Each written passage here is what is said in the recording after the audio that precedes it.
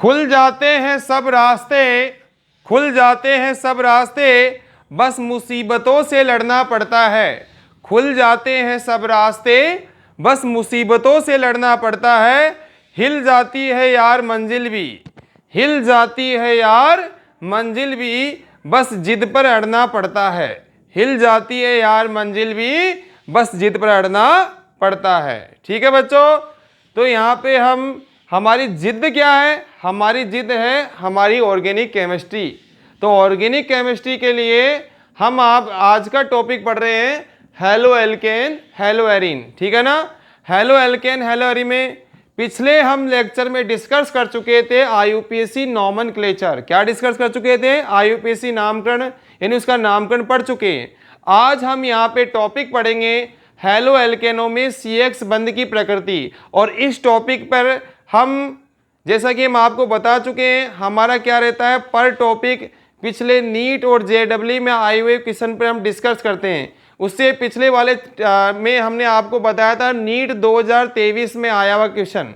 ठीक है, तो आज हम इस टॉपिक को पढ़ेंगे और इस टॉपिक में नीट में आए हुए प्रश्नों और JEE में आए हुए प्रश्नों पर डिस्कस करेंगे। ठीक है बच्चों प्यारे, तो यहाँ पे हम टॉपिक क्या पढ़ रहे हैं आज? हेलो एल्केनों में CX बंध की प्रकृति।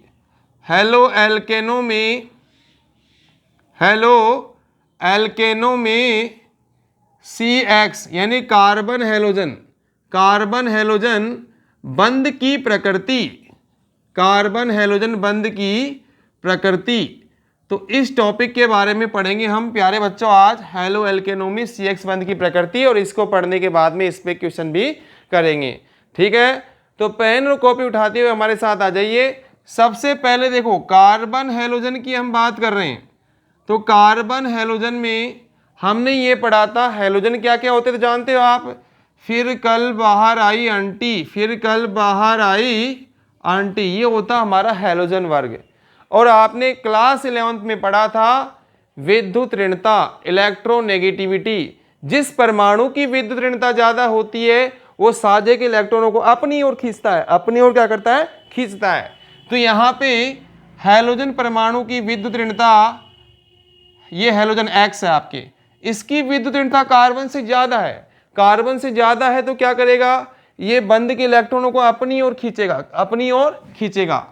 तो हमने ये पढ़ा है कि जिसकी विद्युत ऋणता यानी कार्बन की से ज्यादा विद्युत ऋणता हेलोजन की है, तो जिसकी हेलोजन से विद्युत ऋणता ज्यादा है तो साझे के इलेक्ट्रॉन को ये अपनी ओर खींचेगा। जो अपनी ओर खींचेगा, जो खींच के ले जा रहा है, चोट्टा कहेगा, अपनी ओर लेके जा रहा है, तो इस पे आएगा ऋणावेश। क्या आएगा? ऋणावेश। लेकिन हमने लगाया यहाँ पे पार्शियल, आंशिक ऋणावेश। कौन सा आएगा? आंशिक ऋणावेश। और जिससे इलेक्ट्रॉन जा रहे हैं उस पे आएगा आंशिक धनावेश। क्या आएगा प्यारे बच्चों? आंशिक धनावेश। ठीक है, तो यहाँ पे कार्बन की विद्युत ऋणता कम थी, हेलोजन की ज्यादा थी। तो जिसकी इलेक्ट्रोनेगेटिविटी, जिसकी विद्युत ऋणता ज्यादा है, उस साझे के इलेक्ट्रॉन को अपनी ओर खींच ले गया, जिससे हेलोजन परमाणु पर आंशिक ऋणावेश आया, कार्बन परमाणु पर आंशिक धनावेश उत्पन्न हुआ। ठीक है ना? अब हम इसको एक्सप्लेन कैसे करेंगे? एक्सप्लेन ऐसे करेंगे कि हेलो एल्केनों में, लिखना कैसे प्यारे बच्चों? हेलो एल्केनों में, ये RX हो गया, R मतलब कार्बन, ये हो गया X। तो हेलो एल्केनों में, किसमें? हेलो एल्केनों में सामान्यतः बंध होता है सहसंयोजक। कैसा होता है? सहसंयोजक। सहसंयोजक क्या होते हैं? समान इलेक्ट्रॉनों की साझेदारी से बनने वाला बंध। लेकिन कार्बन की तुलना में हेलोजन परमाणु की विद्युत ऋणता ज्यादा होती है। तो जिस परमाणु की विद्युत ऋणता ज्यादा होती है वो साझे के इलेक्ट्रॉनों को अपनी ओर खींचता है। तो इस कारण हेलोजन परमाणु पर आंशिक ऋणावेश और कार्बन परमाणु पर आंशिक धनावेश उत्पन्न होता है, जिससे हेलोजन परमाणु इस बंध में ध्रुवता उत्पन्न होने के कारण ध्रुव बने। कितने ध्रुव बने? 2 ध्रुव। एक धनात्मक ध्रुव बना, एक ऋणात्मक ध्रुव बना। तो इसलिए यहाँ पे कितने ध्रुव बन गए? 2। इसलिए इस बंध को कहते हैं ध्रुवीय सहसंयोजक बंध, ध्रुवीय सहसंयोजक बंध। ठीक है ना?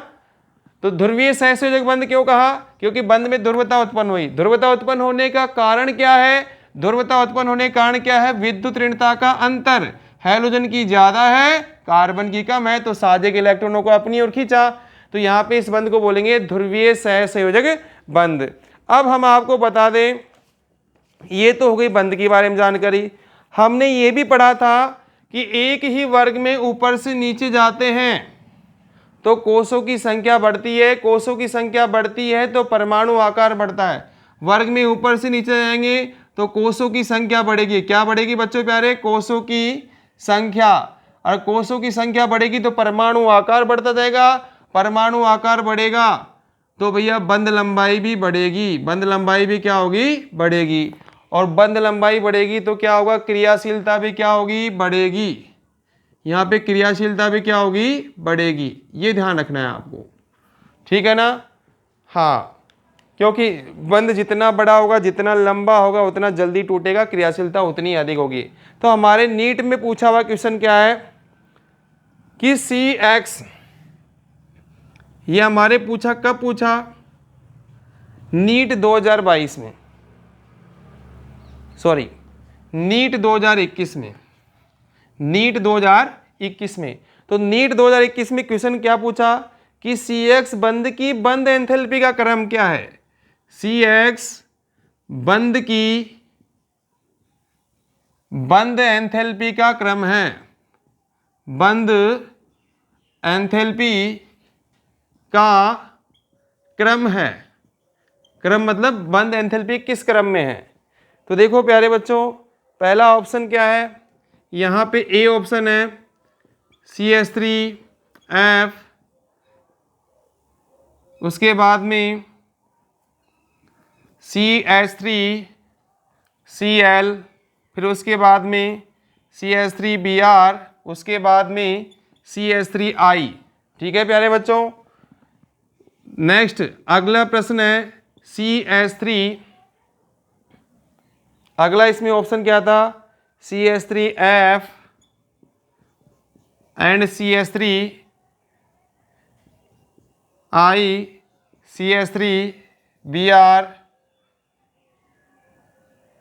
और CH3I, ओ सॉरी Cl रह गया।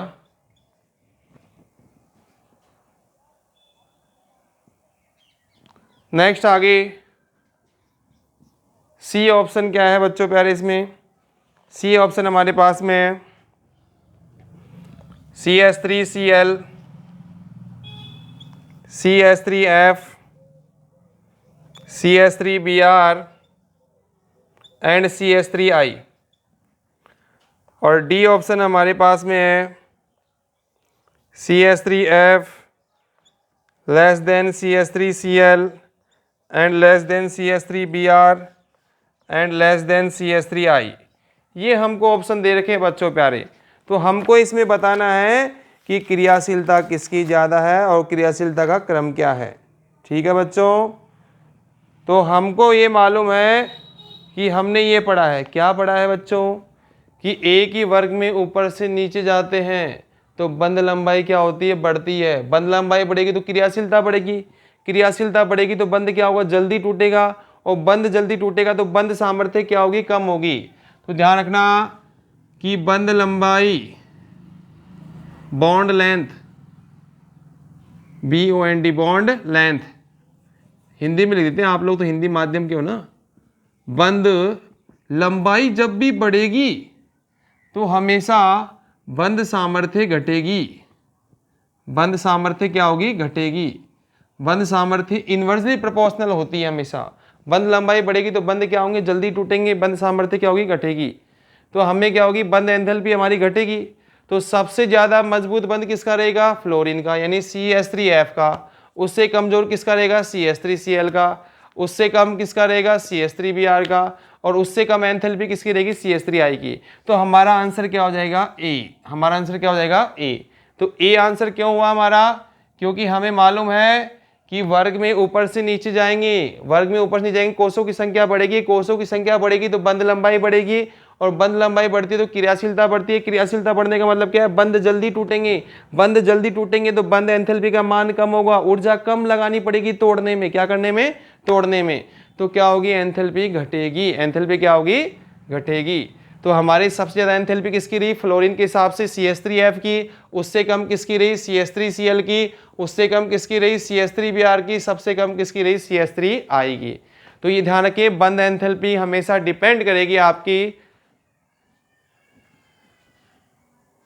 ठीक है। तो प्यारे बच्चों, इसी प्रकार हम आपके लिए हर टॉपिक टू टॉपिक, हर टॉपिक वाइज नीट और जेडब्ल्यू के क्वेश्चन लाते रहेंगे। तो आप हमारे चैनल से बने रहिए, और यदि आप नए हैं तो आप हमारे चैनल को सब्सक्राइब कीजिए, ठीक है ना। तो हम आपको फिर कहते हैं कि लाख ठोकरें खाकर भी हम मुकम्मल खड़े हैं, लाख ठोकरें खाकर भी हम मुकम्मल खड़े हैं। देख लो जिंदगी मेरे हौसले की कितने बड़े हैं, देख लो कि जिंदगी मेरे हौसले कितने बड़े हैं, ठीक है बच्चों। तो आज के लिए इतना ही। Okay, nice to meet you.